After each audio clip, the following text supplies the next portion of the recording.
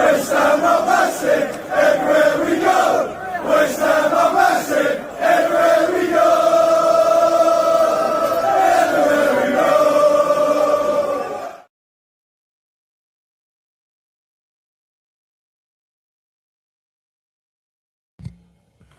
And me bloody mic isn't working either because I was muted. It's a catastrophe. It's fine. We can edit this bit out, Charlie, and nobody will know what an absolute donut I really am. And I might retain some semblance of knowing what I'm up to. Nah, that ship is sailed. Do you think the cat's out the bag as far as that's concerned? Horse is bolted. I've been rumbled.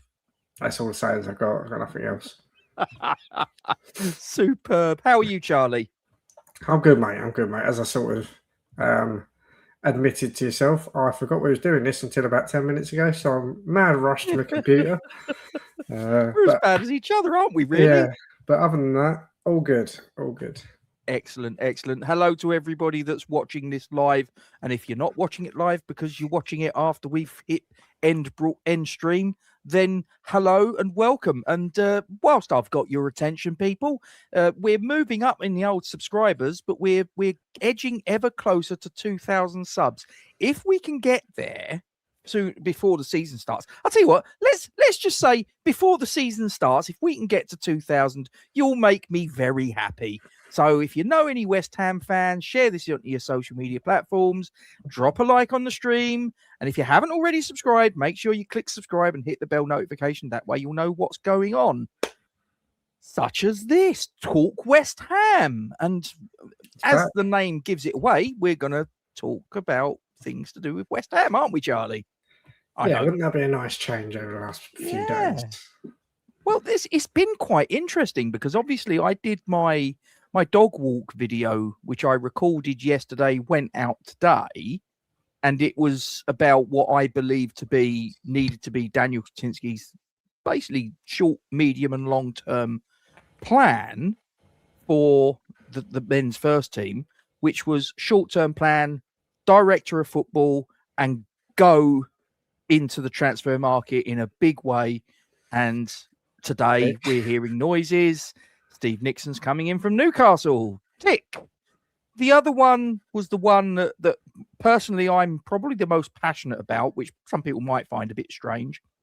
But my big passion is that I want to get the training ground sorted out because I've been there. Some people may have been and know exactly what I'm talking about, and the people that are watching this that never have, it's an absolute joke. I mean, even for a championship club as we now are, it's not up to standard, let alone if you're a Premier League club. And that's where the players will spend most of their time. And the other one is obviously the stadium, which everybody knows about. So to hear that out of those, and this is honestly, it's incredible how it's happened. I recorded that yesterday about 9 o'clock as I'm wandering around the streets with the dog and just spouting off what my thoughts were. And within 24 or so hours, director of football's on their way, and there's news on the training ground. Now, keep your eyes out, guys, because I've already recorded this, and this is going out tomorrow, probably around about 9 o'clock, because I was given the information about the training ground this morning. Now, obviously, look, I work for a living, so I was given this information, and I'm buzzing around and whatever, and I thought, oh, that's tomorrow's video, and I was keeping my fingers crossed that I would get it out before anybody else, because you do, don't you? You want to be the first one to break it. I don't care who you are. And lo and behold, I got home, and what did I find? I find that Hammers Chats reported it. I find that all the sort of like the usual suspects have put it out there and I was like, oh well. However, there are pieces of information that I have that aren't, as I can see, have not been covered by these channels. And I've got a few little extra bits and pieces maybe that people might be interested in. So watch out for the video tomorrow, ladies and gentlemen. There could be some extra bits of information that I've got that I don't think are out there at the minute. They're going to have 12 hours or so. They might come out. I know, that's the thing. It's sort of like I'll wake up. If I put my video out at 9 o'clock, someone else will put out a video at 8 o'clock that will say exactly what I've got set up to go out there. That's just the way it works. It was like the video I did the other day where I sort of said, "Oh, I'm not too sure about Daniel Křetínský, blah blah blah," and then within 24 hours of that, it was like there was all sorts of news coming out that was like, actually, I might look like a bit of a knob now, but. I can't believe Daniel Křetínský's moving us to Bluewater Shopping Centre and putting us in a big blow-up tent. We're used to just having blow-up dolls. Yeah. I mean, that's a topical joke for anyone in the region of Bluewater, but no one else will understand that. There's a big-ass bowler's tent there now in what used to be a car park. Yeah, absolutely. I can see that Jay's been quite prolific in the chat, and obviously I'll just as a courtesy, I don't know if you're still there, Jay. If you are, hello, and if you're not, well, then I'm waving to absolutely nobody. But he's put a few little nuggets in there, sort of giving his opinion. I'll just get that up on the screen for people to get their teeth into. And if anybody hasn't subscribed to that West Ham channel, please feel free, go across there, give them your love, give them your support. There's no rivalry as far as I'm concerned. We're all pulling in same direction. We all have different views, different opinions, and all the rest of it. But we're all here for West Ham. So what's not to like? Anyway, let's get stuck into what we're here to discuss. Now, I was a little bit provocative with the thumbnail. That's what you have to do in YouTube land, Charlie. That's just the nature of the beast. And I've put two people on. You what? I haven't seen it, so I don't know what you're talking about. Oh, well, on one side is Daniel Křetínský, which probably was a fairly obvious choice. And on the other side, I put a certain London mayor. He ain't got long left, has he? Oh, turn it political. 10 minutes in, that's dangerous. We'll see. We'll see. Listen, I can see your comment, Hammer89. Look, I'm not going to get involved in that. As far as I'm concerned, that's done and dusted, and we move on. That's it. That's as far as I will go. I know the protagonists to a certain degree. I'm not gonna get sucked into my thoughts on who's right, who's wrong, and all that. It's all sorted out now, and that's it. Yeah, it's done. We move on. Right. Have to break it down. Well, listen, sorry about that, Harry. I do apologize. Well, you'll have to just sort of, like I say, that's a good thing about YouTube. You can always sort of go back and have a little look if you press for time. Right. Okay. So let's get stuck into it. So Charlie, obviously, Daniel Křetínský, it was announced on Saturday that he's coming to an agreement with Vanessa Gold to take over what I believe to be approximately 15% of the Gold family shares, which will mean that Vanessa Gold goes down to 10%. So she remains on the board of directors, carrying on the lineage of her father going back to 2010. Whether you think that's a good thing or not, it is what it is. But the big move is obviously with Daniel Křetínský will push to approximately 43% of the equity in West Ham United, which will mean that whatever happens with David Sullivan, who was rumoured to be having second thoughts as to whether he'd made the right move with stepping away as chairman and as a member of the board of directors from West Ham, it largely renders him powerless because would no longer be the major shareholder, which right now he, as I understand it, is.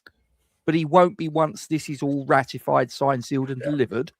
And even if there was any possibility that David Sullivan might try to use his influence, from the statement that went out on the club's website, it very much gave me the impression, Charlie, I don't know about you, that the board, and that's Křetínský, Vanessa Gold, Trip Smith, Daniel Harris, Terence Brown, are all one unified force, and the one player in the boardroom, or not that they're in the boardroom anymore, that has been completely shunted to one side. The only shareholder that's really a non-entity is the aforementioned David Sullivan. So what does the increased shares, as far as you can see, what are they going to mean for the club? Yeah, I mean, when I read that statement at my little one sports day, so I read it very quickly and rapidly and put it away. But I think when I read that statement, first of all, it wasn't necessarily the Křetínský increasing his ownership. Obviously, that's good news. That got me sort of feeling hopeful. It was the fact that they've obviously made an agreement. They're going to vote in line with each other, and well, I think it's 16.9% or something that's being sold to Křetínský, and she's retaining 9 or something like that. Whatever way you dice it, I think him, Křetínský, Vanessa Gold. I'll put this in, but then I'll move on from it. I'd rather Gold and Sullivan names were both gone from the club. Not that Vanessa Gold has never done anything necessarily wrong to West Ham, but I would prefer the Gold and Sullivan names be gone totally. Alas, we're not in that situation. I think it's a positive situation still, and whatever way they dice it up, it's going to mean Křetínský, Tripsmith, who's always pretty much backed Křetínský anyway since he come in, and Gold will make about 60% in total ownership. So they will clearly have the overall vote and the say of the direction of the club. So that was more interesting, potentially the most interesting piece of information on that statement. I think there's been one that's come out since that suggests, I don't know if it was from Křetínský himself, or actually I think it was from his CEO of one of his energy companies or something like that. One of Křetínský's men has come out and said they've got a route to total control, which to me means increased ownership, if not full ownership, down the line. So, yeah, I'm pleased Sullivan's well out of the way of control. Is Křetínský the saviour of West Ham and he's going to turn us into the next Manchester City? I don't think there's necessarily much evidence of that yet.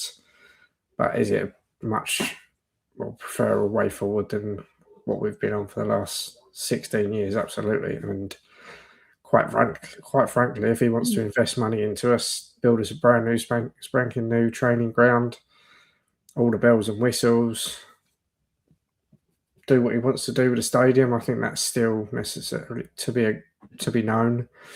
Whether it's a reconfiguration, a refurbishment, or a total demolition and rebuild along the lines of what obviously Gonzo's done some quite good videos recently on those in terms of building around the area and putting a new stadium on there.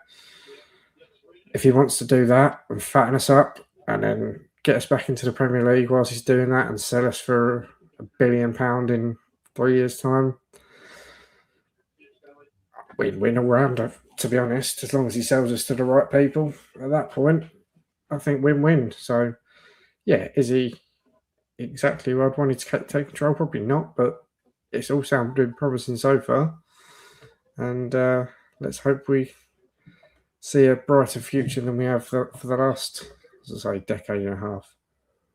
How do you view what do you interpret to be Daniel Křetínský's long-term ambitions for the club? I mean, and when I say long-term, do you think he's even looking long-term? So my interpretation of long-term is 10 years plus. I don't think Křetínský will be here in 10 years. Okay. No chance. Well, I say no chance. Obviously, I know nothing when it comes to this, but it's a man that has made a career and made billions and billions of pounds on restoring distressed assets, basically. Yep. And in terms of a football club, a couple of £100 million in debt, or what, some of you believe it's a lot more, whatever that may be, in the Championship for the first time, or out of the top flight for the first time in whatever it's been, 10 years, maybe a bit more. I can't remember. Potentially losing a load of players. Lots of allegations, if not unproven, against a seedy owner, allegedly. I think that's opinion, that bit anyway. I don't know what more of a distressed asset you can get in terms of a recent Premier League football club. So, yeah, I think Křetínský will be doing what he needs to do over the next 2, 3, 4, 5 years, maybe. And then I think he'll sell us on, and I think he'll make a lot of money because he would have got a very good deal on the gold shares. Yep. If he's going to pump money in, that's obviously going to dilute everyone's shares and bring his shares up a little bit more. So it might get him to 55, 60, whatever. If he wants to, there's obviously going to be an avenue there to get those Trip Smith shares. He's a broker, he's an investor. So put some money in front of him. He'll go. I think Vanessa Gold, I could definitely see something along the lines of what's Terry Brown going that way when if she gives up more of her shares, gets 1% or something, but then gets an honorary presidential thing for the rest of her life in honor of her father. Well, that was, I mean, the point that Hammer 89 made. The reason he's still on the board is that when he sold up to the Icelandics, part of the deal was he became an honorary life president and he retained a place on the board. I think his shareholding is quite minuscule is the grand scheme of thing. I think it's, like I say, it's about 1% or something like that. But so he has no real power. It's more just a sort of like a ceremonial role. He gets to go to the football in the fancy seats and eat wine, drink wine, eat cheese, and eat some prawns, and say he gets to go in the boardroom of a football club. It's a ego thing, isn't it? So if anyone's interested, Egypt have just gone 1-0 up against Belgium. Any chance it was Salah? Oh no, it wasn't. He's in my club team. I've got myself my new telly installed, 55-incher in the front room. I'm looking straight at it. Lovely. I could definitely see that happening with Vanessa Gold shares in time. So I think he will get a lot of very cheap shares, and if he gets us back to the Premier League, gets us back into Europe potentially as a brand new state-of-the-art training ground, potentially owns the stadium. That's who knows. I think there's huge amounts of money that he could earn, and I think that's what he's looking to do. You've only got to look at Tottenham. I'm sure that at one point recently they were citing about $4 billion to sell Tottenham Hotspur. So I'm not saying we necessarily get to that, but if we got anywhere close to 2.5, even 1.5, he could make an absolute fortune off this club, and that's what I think he wants to do, and I think that's what he'll do. But if it's a win for us in the meantime, and if it gets us back to where we should be and gets us a stadium and training ground, so be it.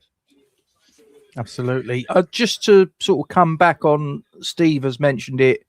Any news on the director of football? I am going to do a video about that I might as well just say it because you're here, Charlie. I was actually going to do a recording on the director of football, who is a gentleman that is believed to be a gentleman by the name of Steve Nixon, who is currently the head of recruitment at Newcastle United. Now, my understanding as of about an hour and a half ago is that he has told Newcastle United that he wants to depart St James's Park. He's been there for a number of years, and he's been there under numerous managers and 2 different ownership regimes.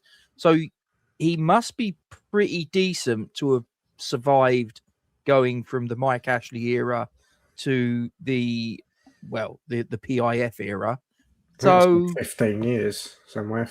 Yeah, he's got to have something about him. You don't survive as a Premier League head of recruitment. Now, as I understand it, obviously a director of football or sporting director, whatever you want to call that role, is effectively the head of recruitment and then some. There will be more responsibilities that he gets. He's clearly a very shrewd operator. I was going to say, Charlie, did you fancy doing a recording after this? Maybe if you've got a bit of time. Yeah, I've got all the time in the world. Okay, cool. Well, we'll have a video going out fairly soon, dear viewers. So about the incoming supposed director of football, and he's got he's got a list of players that when you look at it, and as I say, I'm not going to go into it now because spoilers, but he's got a list of talent that he's brought in and then moved on for decent money in a lot of cases. Anyway, we'll get stuck into that down the track. So obviously, that's basically the what you think it means as far as the boardroom dynamics are concerned in terms of long-term ambitions. Obviously, you don't reckon he's going to be here 10 plus years, but obviously in the interim, so long as he gets us into the Premier League and stabilizes us, you're completely cool with that. Now, again, I was very provocative with my thumbnail. Sadiq Khan's presence there, I think, is guaranteed to get people a bit curious, if nothing else, or maybe it will just make people spit at their phone. I don't know. But there's obviously there was a lot of talk under the previous regime that there was a complete breakdown in the relationship between the club hierarchy, and I think it was specifically Karen Brady and David Sullivan as opposed to David Gold necessarily. But red versus blue, should we call it? Yeah. So obviously there's been a change of sheriff at London Stadium.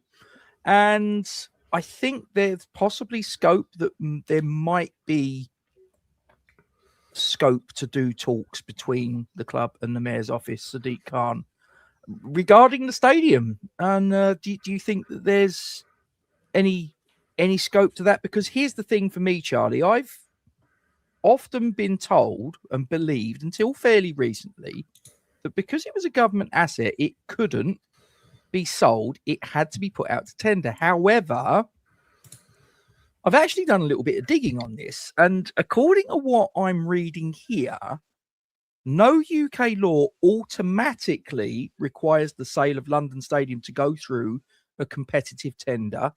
But because the stadium is owned by public bodies, public procurement and subsidy rules usually force a competitive, transparent process unless a lawful exemption applies. Now, I've brought you in because you have something of an expertise to a degree in construction and building and all of those things. So what do you think? Do you think there's possibly scope that we might be able to get something done? Yeah, I mean, like you, I've always my area of expertise is in construction and certain aspects of construction, but it's not in necessarily lease law or anything like that, but or procurement law. But yeah, like you, I've always believed that. Well, I've always heard the rumor and just taken it as gospel. You know what I say about assuming, but that actually it had to go out to tender. Mm-hmm. I guess where I've been slightly different to a lot of other people is, well, that obviously, I think a lot of other people have not necessarily have taken that on face value and not necessarily questioned it a little bit. I think, okay, it's got to go out to tender, even if that is the case. In my view, no one else is going to bid for it. That stadium, with us stuck there for another 90 years, is valuable to nobody. Yep. No one can, if anyone comes in and buys a stadium wins a stadium on a competitive tender process, but they're stuck with us there for 90 years paying. They can't increase their rent. That's in the terms of the lease. It goes up by inflation. Obviously, gets cut in half, or I think it was about half when we got relegated. So we were paying like £2 million a year in the Championship, if that. The stadium makes a loss of 20 odd million. I think it's even more than that in the last couple of years, but I think on average over the last 10 years, it's made a loss of 20, 30 million. There's not really any scope to do additional concerts or events or anything like that. There's always concerts over the summer. There's always monster trucks there at points. Yeah, baseball, yeah. Obviously, athletics has a right over there, but that doesn't really make any money particularly unless the Olympics comes around. And we saw fairly recently, I think it was in the Greater London Authority or the Mayor's Office meeting minutes, that they'd had a capital valuation done of the stadium and it was valued at nil because it makes such a loss. We're stuck there that It's not valuable to the GLA. They can't sell it because it's not valuable to anyone else. So actually, my view has always been, if it does go out to a competitive tender, we're going to be the only bidders in town, because anyone else would be buying an asset to make a £30 million loss every year. Unless they knock it down. Well, they couldn't knock it down. We'd We'd have a right to be there for the 90 years. So unless they made an agreement with us that we would mutually agree to move out, so that, in my head, that would have to be, okay, we want to knock it down, so we're going to move you out, build you a new stadium in deepest, darkest Essex or something. Yeah. That's going to cost us £1 billion or whatever, 800 million quid, and then we can knock it down and recoup that, maybe a little bit of profit by building a load of flats on it. It's still not viable, even for a developer. I wouldn't suggest. So yeah, I've always been comfortable about the whole public procurement. There is only one bidder in town. It would be us, and I think we've got people at the club that are shrewd enough to be aware of that now, and I think they'll potentially make the GLA an offer they can't really turn down. I've always been a bit concerned with how it sits politically, and without going into politics on our football YouTube channel, there is a London Mayor, I can't say this word. London Mayoral? Yeah, something like that. London Mayor's election in less than 2 years' time. There is. I don't think it's good for the incumbent mayor to be selling off a national asset that was supposed to be a legacy for London. But I also don't think it's a good thing for the incumbent mayor to be losing 20-30 million of London or taxpayers' money to subsidise a hopefully Premier League football club. So I don't necessarily think it's good either way for him. It's just trying to work out which is the least palatable. The lesser of two evils. Yeah, that's a good way of saying it. So yeah, I think if it ever went out to public procurement, we'd be the only show in town. Surely the London Assembly has got to know that. I'm absolutely sure Křetínský will know that, and I feel like there's a deal there to be done. Whether it'll be a case of throwing 50 million at the GLA to say, look, there's a couple of years worth of losses back, and you can say, yeah, we've had to sell a national asset, but we've made 50 million for the London taxpayers and stop losing 200 million every decade or more than that. But yeah, I think there's a deal there to be done. Yeah, it's in its current form, as far as I'm concerned, and I said this on the dog walk video yesterday, the current deal, in inverted commas, doesn't work for anybody. It doesn't work for us. It doesn't work for the London taxpayer. Surely, there has to come a point when common sense must prevail and everybody sort of gets in the same room and says, look, this can't carry on. We want to have this as a football stadium. We can't do it.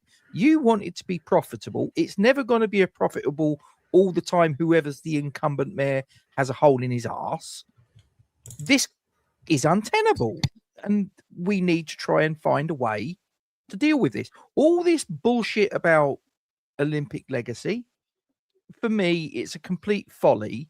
This country never was, never will be an athletics mad country. It went athletics mad for about 3-4 weeks in the summer of 2012. That's it. It was never going to be a viable option beyond that. So to have a situation now where here we are in the year 2026, 14 years after the Olympics fucked off, and we're still in this situation where we're all just sort of looking at each other going, well, who's going to do something about this? You should do it. No, you should do it. And it's a Mexican standoff. Yeah, and I think my one concern is that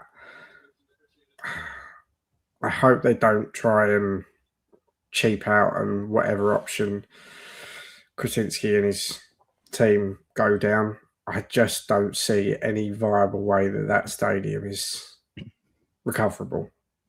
I think it needs to. There's a reason. Like Daniel Levy gets a lot of stick, rightly so. There's a reason that guy wanted to knock the fucking thing down 5 minutes after the Olympics finished. It doesn't work.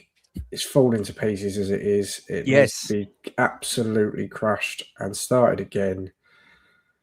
Any other construction issues in terms of there's been loads of rumours? I think this is just staying away from the elephant in the room. But this is David Sullivan's spin all over, or Karen Brady's spin potentially all over for the last 10 years. That actually, we can't dig down because it's contaminated ground. Nonsense. There's ways around that.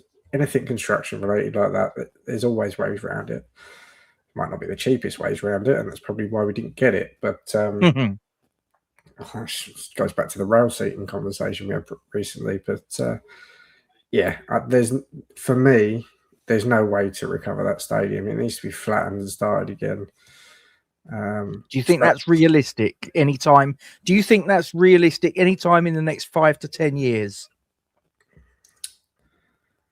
I think there's definitely a chance of it.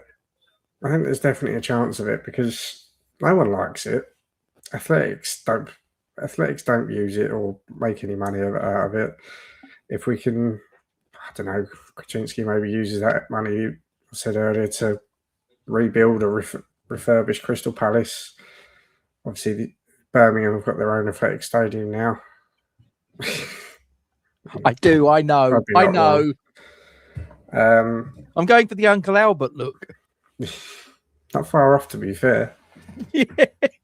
And I think that stadium needs to be moved. That's the next comment. What can I say? I didn't see that comment there, Trodge. It was just written in the stars. I was going to say that.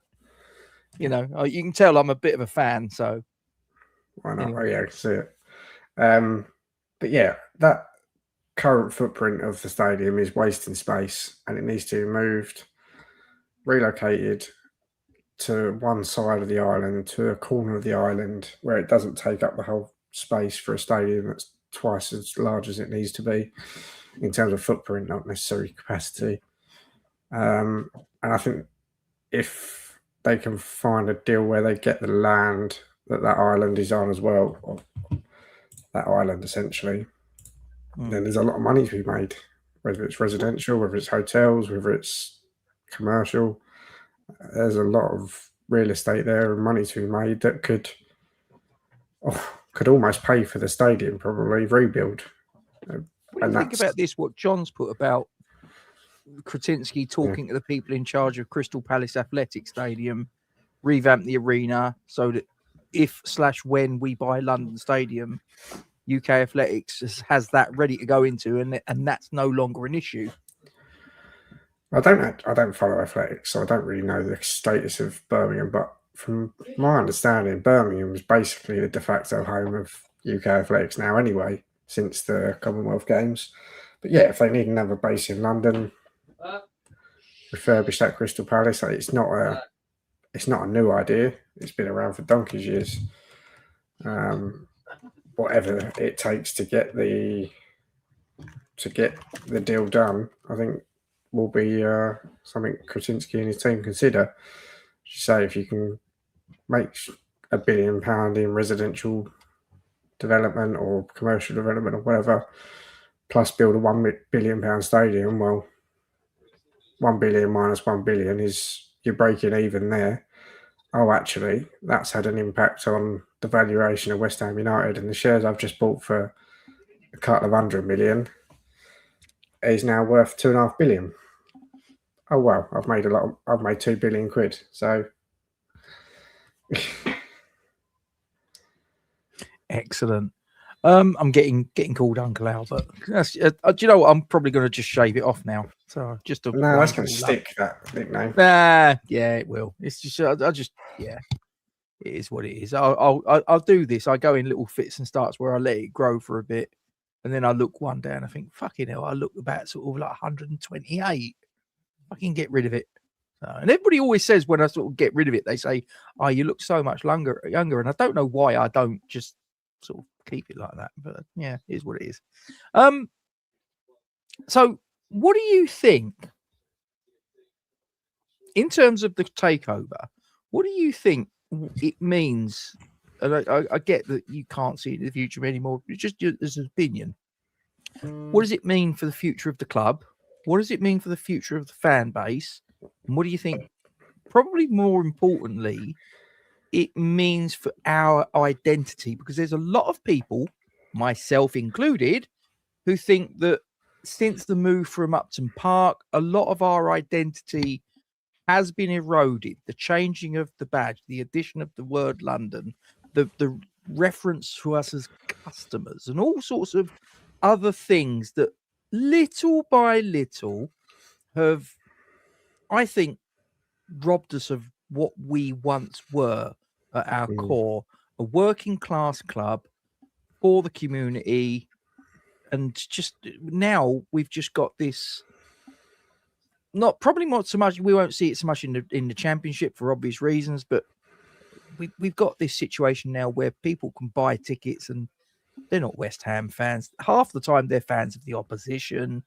And the stewards are fucking useless because they're an outside contractor. They're not like they were at the Old Girl where the stewards were fans. They were locals. They actually gave a shit. And we've gone so far away from that. So do you think that this move to Daniel Křetínský can do anything to repair any of that? Or do you think that that's just modern day football?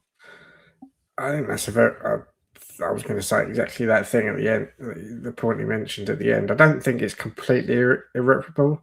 I think there's things that can be done. I don't think we'll ever go back to seeing a traditional crest or badge instead of, I think we may make some movements and they may go, oh, it's a quick win to take London off the badge, and it's not actually giving us anything commercially, because I can't imagine it does. So I think you might see that happen. I think it will stay the similar sort of design as it is now, because it's easier commercially. That's why they do it. That's why all the new badges are going this way. They are easier to print commercially and to put on different thumbnails and branding and stuff like that. So I don't. There's a lot of talk about the castle coming back. I don't see that ever happening. I suspect. I'm glad he said digging. I was going to say it was one letter away from catastrophe. Yeah, didn't replace that either. No. So yeah, I can't see the castle coming back, but I can see little changes being made, and I think they will try and. From their words they've said already, I think you can see they're going to try and make a bit of an effort to win back a disenfranchised, disenchanted, broken fan base. I actually think the atmosphere at games next season could be an improvement on some games last season, because you'll have 30, 40, maybe now that it's been a pleasant and happy summer. I think you might see some more season tickets sold than what you would have done had we not had the last couple of weeks. But there'll be 40,000 West Ham fans following us in the Championship. You won't get Premier League fans. You won't get tourist fans. So I think the stadium could be a bit of a better place to be next season, weirdly enough, even though there'll be a lot of empty seats. I think they will make some changes, and I think, as I say, they're taking London off the badge is an easy win. I think there is an element of modern day football. I think everything in the Premier League, and okay, we're not Premier League, but hopefully we will be next season. Jesus. Do you know, I almost read that as a Prince Andrew. I'm not sure what's worse. Moving swiftly along. Would I rather a nunce on me or a hole through me? Allegedly. Yeah. Is it? Yeah. Well, allegedly as well. Yeah, no, that one unfortunately is allegedly, but you know. Would I want an alleged nonce on me or a piece of metal through me? You know what's it? And he doesn't sweat apparently. Don't forget that. Yeah, I would with one of them through my dick. I can't remember what I was saying now, but Yeah, I think there's changes can be done at the stadium. I've said to you for years, I'd like to see all the seats ripped out and turned claret and blue. Yeah. But then I can't see that happening if we're going to tear it down. So I don't know if I want to see that or not. Because I think if I see that, it means we're not tearing it down. Yeah. I think there's stuff that can be done, but there is an element of we're not going to go back to the Upton Park days. Stewards are never going to be fans again. Yeah, I think there is just a bit of modern day football sanitising football in the Premier League. Fair enough. Let's. So, what do you think? Now, I'm going to sort of open it out a little bit further. What do you think of the wider implications with the takeover for? And I'm going to do. I'll go through them one by one. I want to know what your thoughts are on transfers, the debts, and the financial strategy. Obviously, stadium redevelopment we've pretty much covered off. And anything else that you think is pertinent to what you think is ahead in the Daniel Křetínský era? So I think in terms of transfers, I think we've seen already that we're going to potentially hold on to more players than we thought. I still think the likes of Somerville and Fernandes will go. Honestly, they want to go that much. I don't really care. Get them gone. There's still a lot of deadwood I would like to see moved on. I still keep hearing rumours of Callum Wilson staying. I think we need to move past that and start looking at younger, hungrier players than the Premier League old people's home. Yeah, I think it's positive. I think there's more chance you see Bowen stay. Yeah, remove the wall. That's an easy win. Doesn't need to be there. But then that's not necessarily the club's decision, is it? From what we're told, anyway. That could be me peddling the club's narrative, but from what we're told, that is a London Stadium thing. What was the other areas you wanted to talk about? In terms of, because obviously I think it's a fairly well established fact. We're, depending upon what you want to sort of believe, let's say 150 million in debt, and we're no longer a Premier League club, which brings a few problems. I think debt's not a problem. We all know debt's not a problem so long as you can service that debt. When you drop out of the Premier League, servicing a debt of that magnitude becomes a little bit more of a challenge than it would if you were as a Premier League club. How do you think that Daniel Křetínský might be able to look? He's a wealthy man. Was it 24th in the UK? He's got an 10, estimated 12 8, 9. Yeah, all depending upon what you believe. This guy's got some serious firepower behind him. But the way that rules work in this country, that doesn't necessarily mean he can just go, I'm just going to write the debt off. I'm going to plough it all in. And it may not be, be that simple. He could. It just wouldn't count towards PSR over the limit. He could write every single debt off in the club and be allowed to do that. It just wouldn't count for PSR, or there'd be a limit in terms of PSR and SCR purposes. I think we're going to see. I think we've seen from the rumours that he's going to be standing firm on 80 million for Fernandes. Be pessimistic, so we get 70 for him, 30 for Somerville. I mean, that's a huge chunk of the debt, transfer debt already gone. I think there's a lot of narrative that's been a little bit from my interpretation anyway, a little bit misunderstood in terms of this transfer debt. Because obviously the accounts came out and said we owed whatever it was, 120 million. Oh no, it was 189 million, wasn't it? 190 million we owed in transfer debt. Yeah. But I think we're missing the bit that people have missed a lot of the time when I'm hearing people talk about it is 120 million of that, I believe, was paid off before the end of the May. The 15 days ago, 2 weeks ago. That's no longer there. That's gone. It's been paid somehow.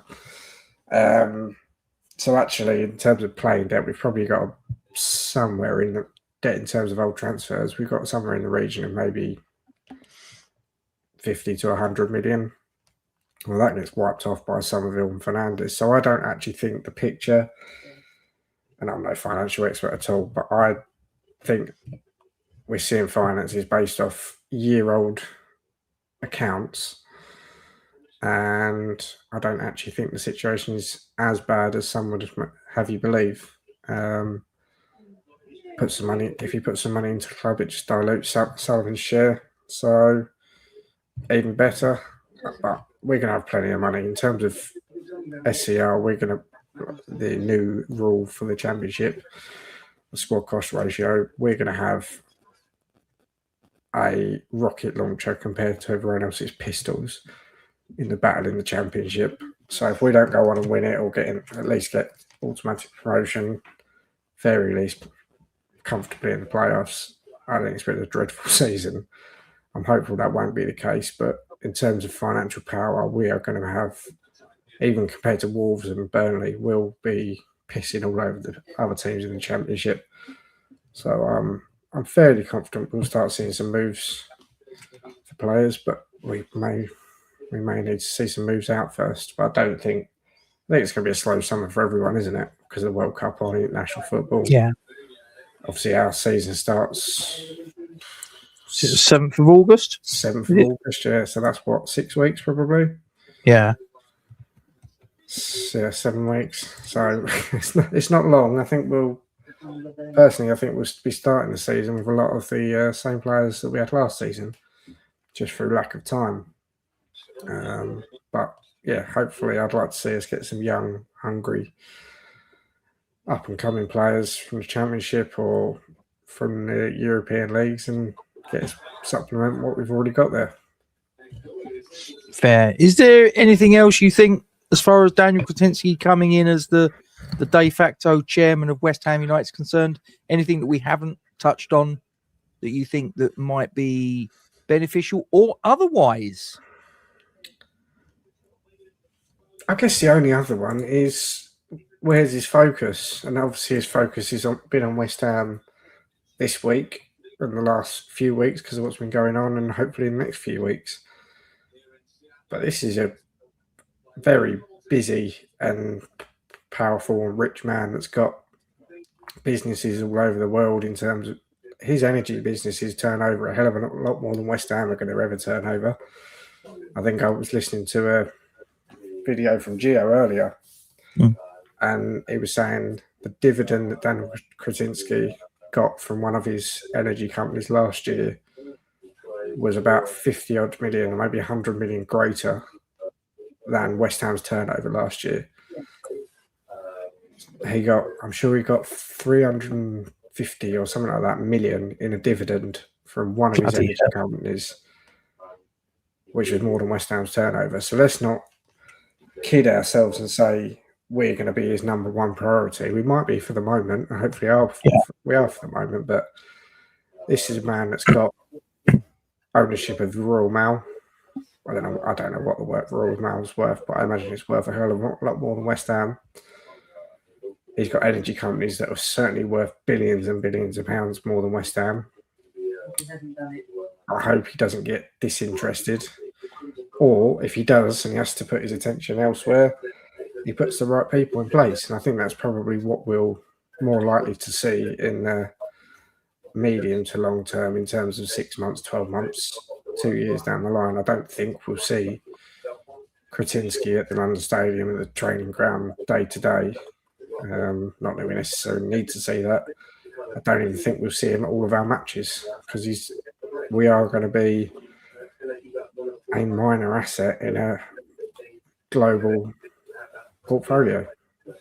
So I guess that's the only concern, really. I'm going to press a button, ladies and gentlemen. Please bear with me, just in case there's anybody watching that hasn't subscribed to the channel.